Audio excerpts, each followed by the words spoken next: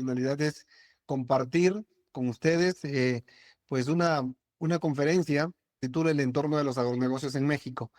Eh, bueno, el objetivo de Academia Inders, que es un proyecto de Grupo Inders, es compartir conocimiento de especialistas para que podamos fortalecer nuestro sector a través del conocimiento y una formación técnica especializada, pero también desde un enfoque integral. Voy a compartir con ustedes una presentación y quisiera presentarme. Mi nombre es Isaí Mendoza, soy egresado de la Universidad Autónoma Chapingo, estudié la carrera de ingeniero en recursos naturales renovables, posteriormente realicé una maestría en economía agrícola y una especialidad de un programa de alta dirección en el IPADE, que tiene que ver con empresas de la cadena agroalimentaria. Soy fundador de la empresa Grupo Inders y actualmente director general, y desde aquí hemos desarrollado muchos proyectos en México, ya en 27 estados de la República. Y bueno, eso nos ha permitido tener una visión bastante enriquecedora gracias a colegas como ustedes, gracias a productores de diferentes cadenas productivas. Hoy voy a compartirles la conferencia en torno de los agronegocios en México. Ya pueden visualizar mi pantalla, ¿verdad? Sí, Voy a comenzar. Antes que nada, quisiera compartir que el término de agronegocios justamente lo acuñaron dos profesores de la Universidad de Harvard, el profesor John Davis y Ray Goldberg. Esto sucedió en el año 1957 y se denominó agribusiness, agronegocios. La definición de este concepto parte como la suma total de las operaciones involucradas en la manufactura y en la distribución de la producción agrícola. Incluían todas las operaciones de la producción en el campo, pero también todo lo que tenía que ver con su almacenaje, procesamiento, transformación y desde luego la distribución de los commodities agrícolas y las manufacturas hechas con esto. Y esta definición abarcaba toda la cadena de valor de un cultivo, de un producto, desde la parte del campo hasta la transformación, la agroindustria y toda la logística que esto involucra. Esa era la definición del profesor Goldberg. De ahí quiero partir precisamente para poder tener de pronto entendido qué es el negocio, ¿verdad? Estamos justamente en el sector, hablamos de agronegocios y la definición más corta es hablar de todo lo que tiene que ver con el campo. Debemos tomar en cuenta las operaciones desde la producción, el almacenaje y su transformación y logística. Perfecto. Es importante saber justo en qué posición estamos en los agronegocios en el país. México tiene una economía sólida, podemos ver de los tres sectores, por ejemplo, el sector terciario, de acuerdo a la población económicamente activa, el sector terciario es quien tiene el 63% de 63.4% de la población ocupada, ¿verdad? En este sector que es el de los servicios. El sector secundario tiene un 25.1% y el sector primario, nuestro sector, tiene un 10.8% de la población económicamente activa. Esto quiere decir que 6.438.000 personas se dedican y realizan una actividad dentro del sector agropecuario, según los datos del 2024. Pero dentro del sector agropecuario hacemos todavía una clasificación y esta clasificación tiene que ver con actividades agrícolas y actividades ganaderas y de pesca y acuacultura.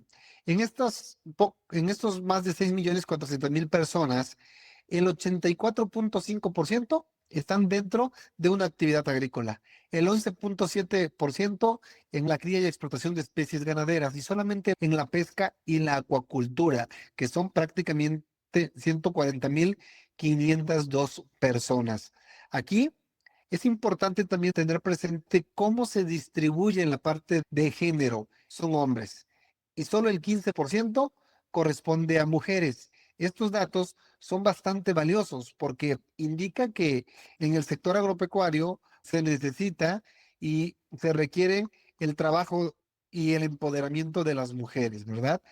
También Cuando hacemos la óptica de esta participación de estas personas en el sector agropecuario, se distribuyen precisamente como trabajadores por cuenta propia. De alguna manera se autoemplean y son estos emprendedores del sector que se dedican a producir algún cultivo, a transformar, a comercializar o a prestar algún servicio. Son trabajadores sin pago, son los pequeños productores, son los productores que están produciendo para autoconsumo.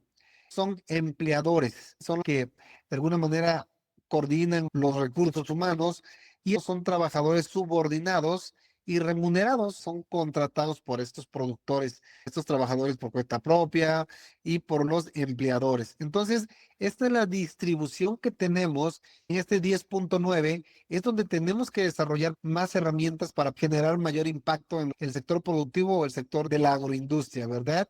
Hablando en términos de productividad, en términos de rentabilidad, para poder atender todas las demandas del sector en estos momentos. También es necesario conocer qué producimos. Y la producción agropecuaria y pesquera en México, en los últimos datos, producimos 271.8 millones de toneladas de alimentos derivados de la parte agrícola y producimos 25.1 millones de alimentos pecuarios, ¿verdad? Carne, huevo, carne de pollo. eh, y en la parte pesquera solamente el ciento, es decir, 2 millones de toneladas. Entonces, en volumen, el sector agrícola pues rebasa por muchísimo a los otros dos subsectores, ¿verdad?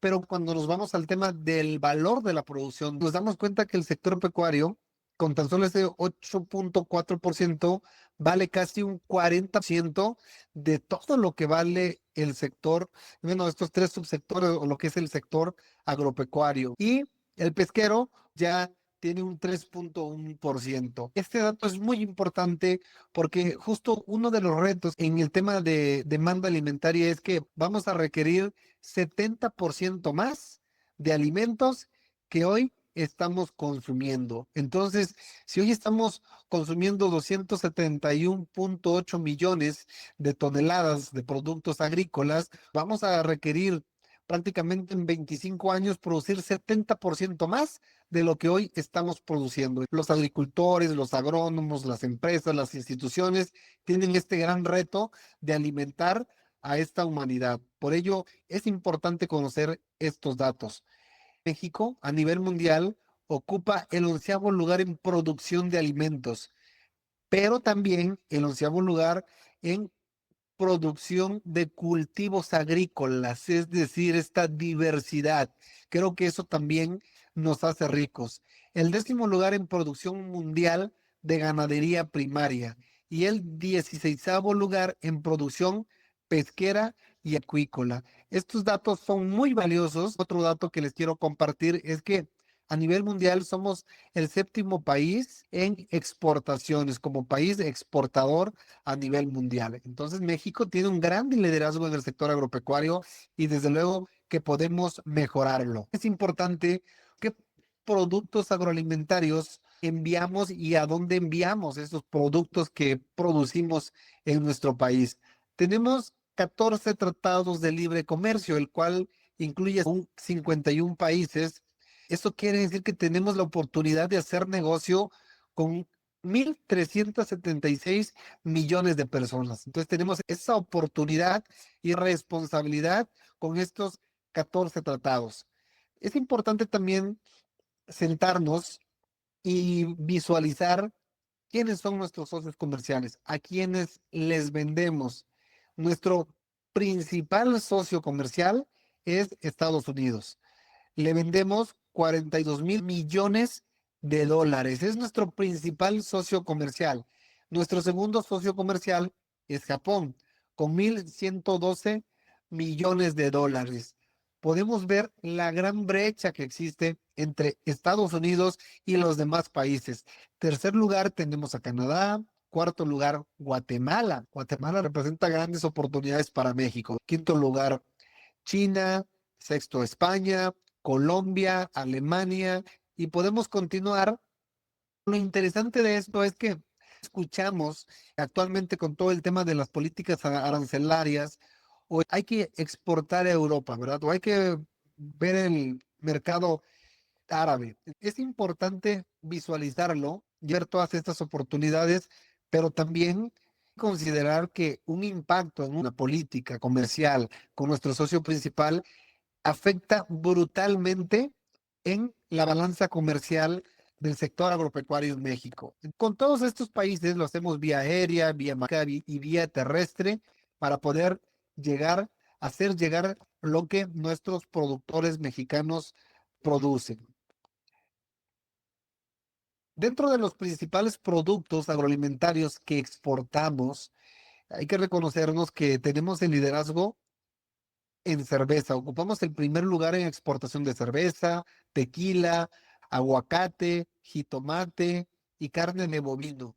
Aquí también quiero comentarles que estos 5 productos representan poco más del 60%, 70 por casi 70 del valor de las exportaciones. Y todos los demás productos suman, pero estos 5 son los que tienen el liderazgo. También tenemos el liderazgo en exportación de espárragos, mango y galletas dulces. Aquí podemos visualizar que, por ejemplo, en 2024 de cerveza exportamos 6.176 millones de dólares. El tema de la cerveza es bastante importante que quiero comentar en una siguiente diapositiva qué efecto tiene la cerveza y el tequila en nuestra balanza comercial cuando hablamos de soberanía alimentaria o de seguridad alimentaria. En esta gráfica les mostramos qué posición jugamos en el mercado de las exportaciones. Aquí también podemos ver cómo se comportan los productos, cuánto es lo que vendemos, cuál es nuestro principal país. Por ejemplo, podemos visualizar que Japón, en el tema de carne de porcino, es nuestro principal socio comercial, ¿verdad? Después Estados Unidos, después Corea del Sur, prácticamente casi todo lo vendemos a Estados Unidos como principal socio comercial. En esta tabla podemos ver la primera, segunda y tercera posición de los países. Entonces, podemos ver muy claramente dónde están los mercados más valiosos, más grandes del mundo, ¿no? Y es básicamente Estados Unidos. Aquí quiero mostrarles importaciones, que es esta gráfica desde el 93 en color verde, importaciones contra exportaciones. Nos podemos dar cuenta que desde el 93 importábamos mucho más que lo que exportábamos. Nuestra balanza comercial era negativa, pero a partir del 2015 empezamos a tener un superávit en nuestra balanza comercial. Es decir, todo lo que vendíamos representa más que lo que compramos. Entonces, prácticamente el sector agropecuario, en el sector llevamos 10 años con una balanza comercial superavitaria, o sea, positiva. Y esto es bueno. ¿Qué es lo que quiero resaltar aquí? Que es gracias a la cerveza y al tequila, ¿verdad? Si nosotros quitáramos esto, no, con los productos que producimos nos quedamos muy abajo y no somos competitivos en estos productos de la canasta básica. Esta es otra tabla que quiero mostrarles de las importaciones de productos agropecuarios. El producto que más importamos es maíz, ¿sí? Es maíz amarillo. Aquí viene la suma de las importaciones en millones de dólares y tenemos una media de crecimiento anual del 15%, es decir, cada año estamos importando un 15% más que el año anterior. El siguiente es semilla de soya, trigo, leche y sus derivados, balanza comercial con una tasa de crecimiento miren, el sorgo, tenemos una tasa de crecimiento del -7%, ganado vacuno también, tabaco. Podemos encontrar que el huevo tiene una tasa de crecimiento del 11%. Portamos huevo cuando no somos autosuficientes en México. Hay una oportunidad de atender esta demanda. No somos autosuficientes. Estos cultivos, que son los principales, existen una oportunidad enorme para poder atender el mercado. ¿Qué es lo que hay que valorar o por qué suceden las importaciones versus las exportaciones? Es el modelo de una economía abierta donde nosotros vendemos donde mejor nos compren y compramos donde más barato nos salga o donde nos es más rentable comprar que producirlo en México, ¿no? Por eso es que sucede esta economía abierta. Yo escuchaba, por ejemplo, a Carlos Slim, ¿no? ¿Qué le ha pasado a economías como Estados Unidos, que ha jugado este modelo y que ha permitido, por ejemplo, economías como China el estar produciendo y ser más competitivos y ahora ser de las economías más poderosas del mundo? Eso, ¿a qué reflexión nos lleva? A que nosotros no debemos caer en esta premisa y debemos mejorar nuestros sistemas productivos para ser más rentables, sostenibles y sobre todo más productivos, producir más con menos. Esta gráfica les muestro cómo se han comportado los productos en las exportaciones, en este caso de maíz, o sea, cómo suben, bajan, pero al final de cuentas el maíz va a la alta. Semillas y frutas de leguminosas prácticamente se mantienen, algunas que se mantienen y otras que brutalmente han crecido. Aquí podemos ver un efecto. ¿Alguien puede decirme por qué este efecto de decrecimiento? Casi todos homogéneos.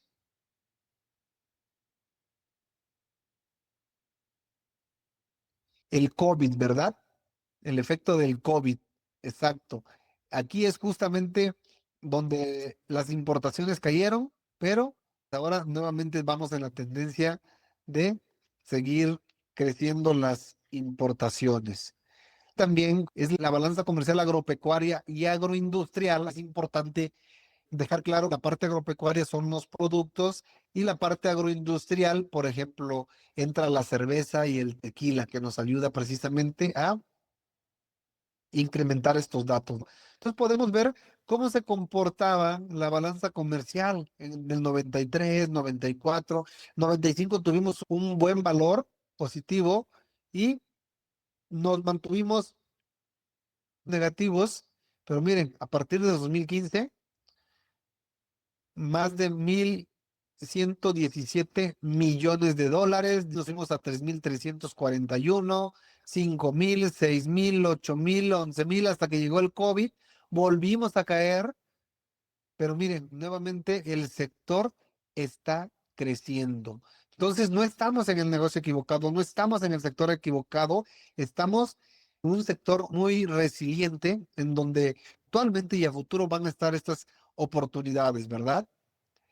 Quiero hablarles de las regiones agroalimentarias en México. Tenemos 5 regiones agroalimentarias: noroeste, noreste, sur, sureste, centro y centro occidente. Aquí podemos ver el mapa. Quiero que compartir con ustedes y que nos quede claro es que esta delimitación del territorio en estas regiones ayuda precisamente a que podamos definir una vocación productiva para poder aprovechar el potencial de las tierras, del agua, de todos los recursos naturales y desde luego la fuerza laboral, bajo un contexto de generación de alimentos e insumos agrícolas, pecuarios y pesqueros, con este enfoque ambiental y de bienestar de las personas involucradas en este noble sector, ¿verdad?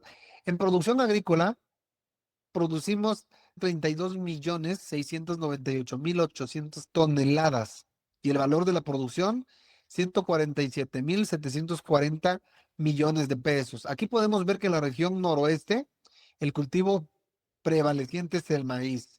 Cuando nos vamos al dato del valor de la producción pecuaria, más de 1.610.279 toneladas y el valor de la producción, 49.352 millones de pesos, donde el producto principal es carne de bovino. En pesca es camarón. Entonces, podemos ver la cantidad de alimento y la cantidad del valor de la producción.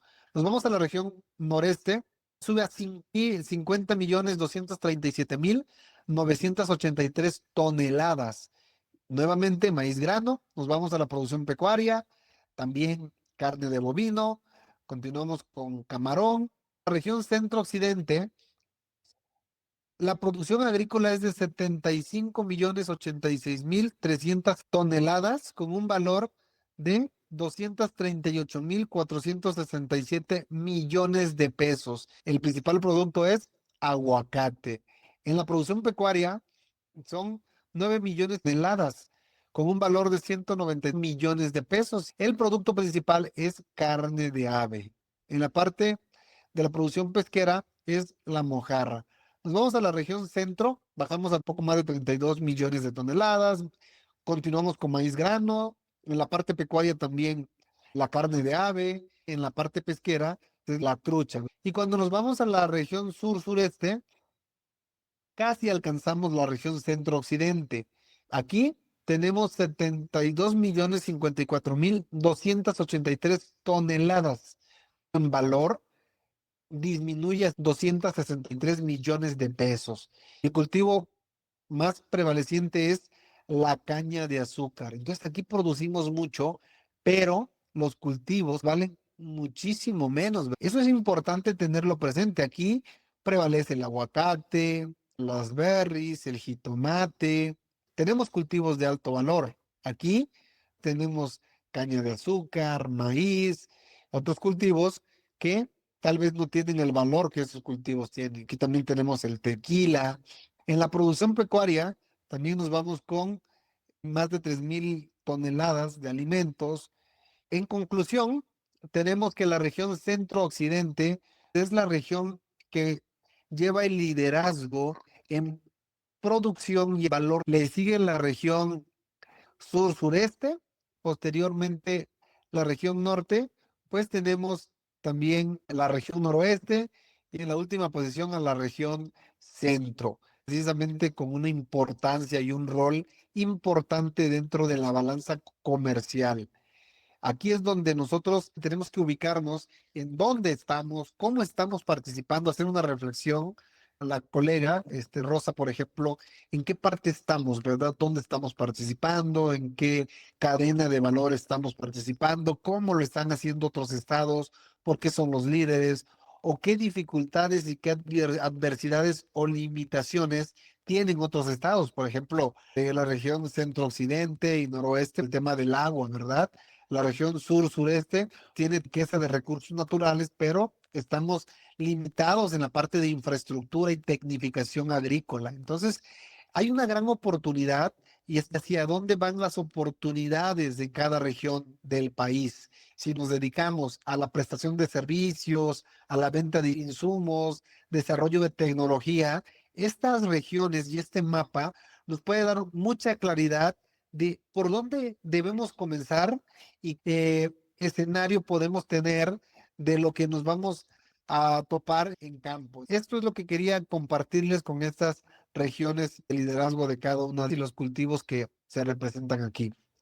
De los principales productos agroalimentarios de México, pues bueno, hablábamos del aguacate. Aquí, como bien sabemos, ocupamos el primer lugar producción. Somos el productor y desde luego el exportador número uno a nivel mundial, más de 2.973.000 toneladas. Pero si vemos la tablita, Michoacán, pues es el líder, ¿no? Por muchísimo. Volumen de toneladas, por ejemplo, en este caso aquí tenemos los datos de cómo va creciendo la producción. Por ejemplo, fueron 52.783 toneladas.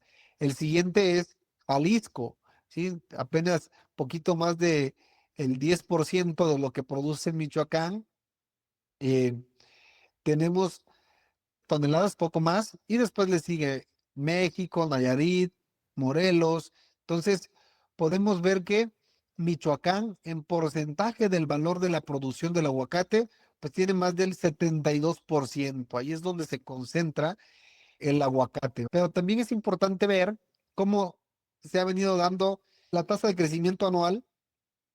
Sin embargo, hay un dato importante que quiero compartir. La disminución en el precio pagado al productor en 2023 fue uno de los factores que contribuyeron para que el valor de la producción del fruto en Michoacán disminuyera 6 puntos. Produces más y te lo pagan menos y este impacto en la economía de los productores fue de 3.118 millones de pesos, una gran cantidad de recursos que se pierden precisamente por estos precios de mercado, por aspectos arancelarios, políticos, competitivos, etcétera, ¿verdad?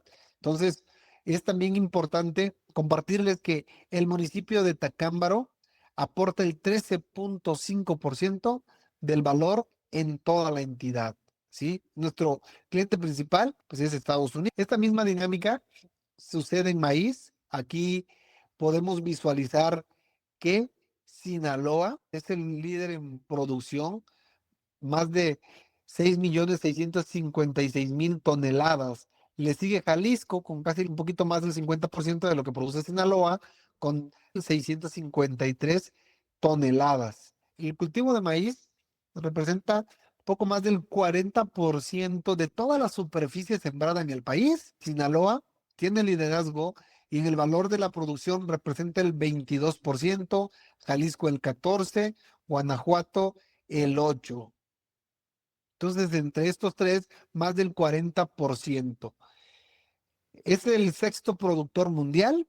Y aquí viene la cantidad de toneladas que producimos, 27.549.918.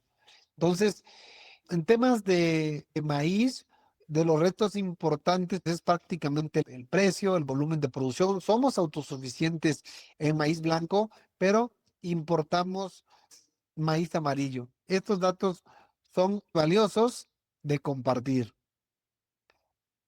Para ir cambiando de escenarios, es importante hablar de los factores que influyen en los agronegocios en México.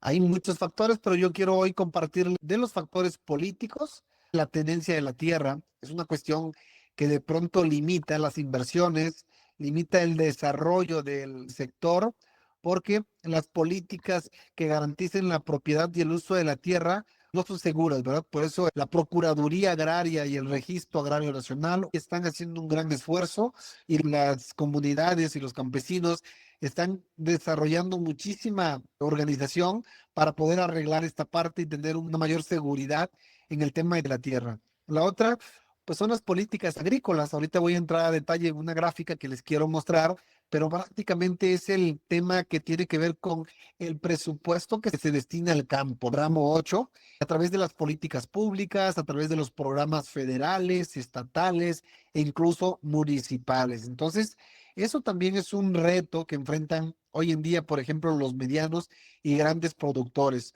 Un ejemplo claro es lo que están enfrentando actualmente los productores de maíz en Sinaloa, en donde les están pagando el precio de maíz de 4 a 4.50 y el gobierno de la República a través de el programa de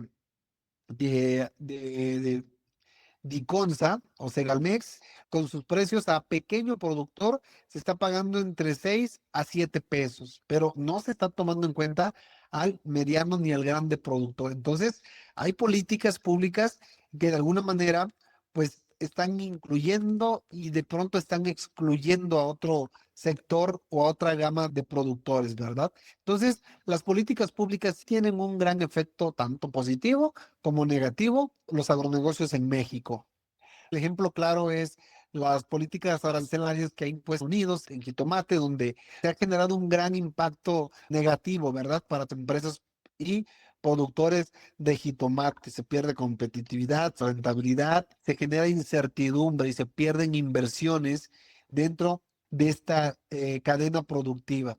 Hablando de factores económicos, desde luego estamos en el sector de mayor riesgo, pues ¿cómo puedes controlar dentro de un campo agrícola? Pronto escuchamos agricultura protegida, ¿no? Porque proteges el clima, proteges ciertos factores, temperatura, humedad relativa, manejas el riego, el suelo, nutrición, plagas y enfermedades, pero en campo, o sea, ¿cómo enfrentas un ciclón? ¿Cómo enfrentas una sequía si no tienes un sistema de riego? Toda esta parte de los precios tiene que ver con el tema de oferta y demanda, pero también recordemos que tenemos tratados de libre comercio en donde nosotros no solamente competimos entre estados, entre productores mexicanos, también competimos contra productores de todo el mundo. Los costos de los insumos tienen que ver justamente con estas regiones agroalimentarias. Sabemos que los insumos tienen un costo diferente en cada región del país. No es lo mismo en el estado de Jalisco un producto o un insumo en la región sureste, ¿verdad? Los insumos pueden ser muy caros, no hay accesibilidad a esta gran diversidad, hay inaccesibilidad. El sector, además, muchos no tenemos el perfil para poder tener acceso a los créditos. La disponibilidad de crédito es esencial para la inversión y la expansión de la producción. Es muy importante tomar en cuenta y voltear a ver a instituciones como FIRA, cómo puedes llegar a este tipo de créditos, también a través de FinTech. Antes existía lo que era la Financiera Nacional de Desarrollo, ya no existe, pero existen algunas FinTech o a los pequeños productores, pues qué tipo de crédito o cómo pueden acceder a este apalancamiento financiero. Pueden ser las cooperativas de ahorro y préstamo. Los agronegocios, estas oportunidades están abiertas en diferentes ramas. Justamente el tema de los créditos es una gran oportunidad hoy que el sector agropecuario no tiene tanto apoyo, hoy tiene una gran oportunidad de crecimiento. Es un desafío, pero también es una oportunidad. La competitividad, hablábamos de un mercado global, entonces tenemos que ser productivos, producir calidad, pero también ser rentables, producir a un muy bajo costo, de manera muy eficiente y buscar ese valor adicional de agregarle a nuestro producto, por ejemplo, certificaciones. Como una certificación te permite entrar a un mercado internacional, cómo te permite llegar a un proceso de exportación o mercados de especialidad.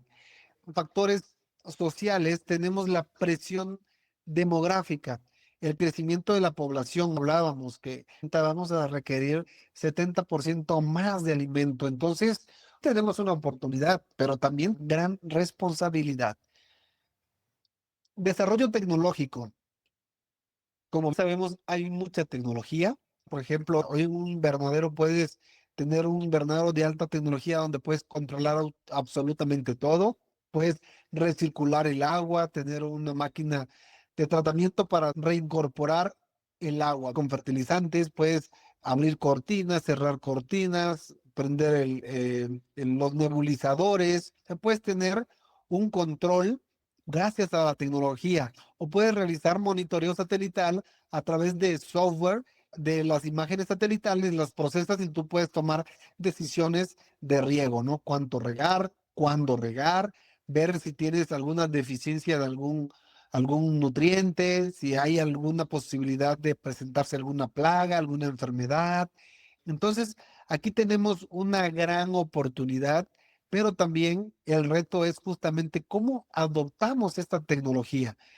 Aquí debemos tomar en cuenta que la tecnología, Saúl, Janet, que hablaban hace rato que están en una empresa, estas empresas hacen tecnología a través de los maíces híbridos. El mejoramiento genético también es desarrollo tecnológico. La tecnología puede estar desde un cambio de método de siembra, desde una semilla hasta un dron que puede tomar una imagen satelital para después analizarla y transformarla en un software. La educación de la población es muy importante, justo este es nuestro objetivo, por eso estamos concentrados aquí, para compartir información. El nivel de educación rural influye bastante. ¿Cómo? Pues justamente lo hablábamos en la adopción de tecnologías y en los cambios en las nuevas prácticas agrícolas. Los jóvenes que están regresando al sector se pueden enfrentar con estos retos de adopción de nuevas tecnologías. La sostenibilidad. Hoy, la producción agrícola debe implicar la adopción de prácticas que protejan los recursos naturales y el medio ambiente. El uso eficiente del agua, el manejo adecuado de agroquímicos, el uso de los bioinsumos, pero también el uso sostenible y sustentable del suelo. Entonces, estos son los factores que incluyen de manera positiva o negativa en nuestro sector. Hablando de políticas públicas, de cómo ha cambiado este presupuesto para el proyecto de egresos de la Federación de Agricultura y Desarrollo Rural, pues hemos visto que ha ido disminuyendo millones de pesos, ¿verdad? Cómo fuimos bajando y actualmente tenemos 74,515 millones de pesos. A lo largo de estos 11 años tenemos una media de crecimiento anual negativa de 0,88% en relación al... Entonces puede ser que hay más presupuesto, pero es una tasa de decrecimiento con respecto al PIB. Entonces, es importante voltear hacia las instituciones y hacer llegar políticas públicas que incluyan al sector, a las cadenas productivas, a los perfiles de los productores. también hemos visto que a través de los años los programas se han ido diversificando. Miren, en el 2020, toda esta cantidad de programas, cada uno con sus objetivos, ¿sí? 70 y más, pensión para adultos mayores, aparece Sembrando Vida, aparece Jóvenes Construyendo el Futuro, y bueno, estos programas al final de cuentas son más diversos y al campo le toca menos. Esto es lo que quería yo compartir con ustedes. Fue un placer haber compartido con ustedes esta información. Desde Grupo Inders estamos muy entusiasmados de poder generar estos espacios. Esta conferencia queda grabada, después la subimos a nuestra plataforma si quisieran volver a tomarla, ¿verdad? Entonces, eh, por último, este es el código QR, si desean tener pues nuestros datos en nuestro sitio web, pueden escribirnos.